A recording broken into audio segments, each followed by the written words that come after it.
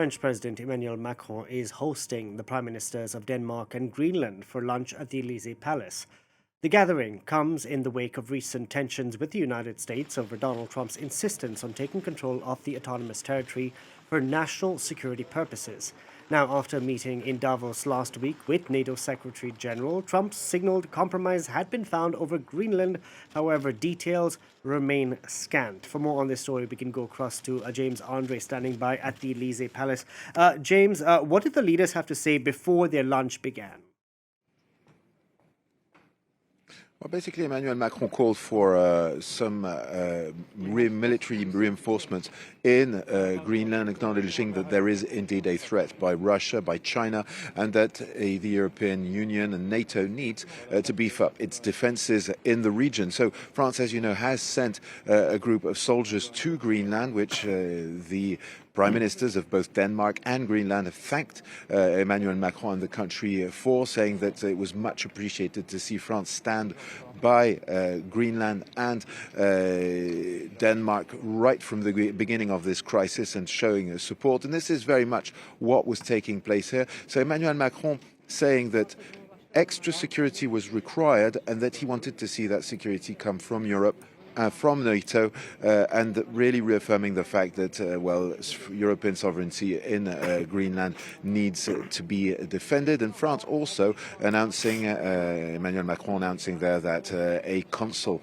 had been designated for Greenland and that he would be taking office at the beginning of February.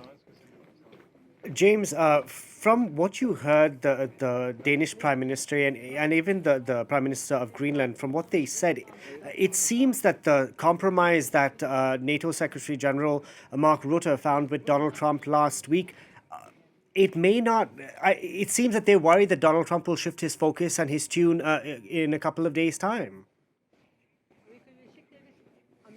Well, quite clearly, in any case, what these leaders are passing as a message is that Europe needs to basically strengthen itself to be united in the face of potential aggression, obviously by Russia, by China, but also reassert sovereignty on Greenland. And that was very much the message. So we don't know more about what this framework is that indeed Mark Rutte has discussed with Donald Trump. He's not given much detail. What's for sure as well is that, when it comes to ceding territory, for example, to the United States, well, it appears, and that has been said many times this morning, including here at the Elysee Palace, but earlier on as well at the Sciences Po school here in Paris, that for both prime ministers, it was a red line to cede sovereignty over territory in Greenland. And as well, I mean, the Greenlandic Prime Minister, Hans Friedrich Nielsen, very clearly stated that Mark Rutte had no mandate to negotiate sovereignty over land in Greenland.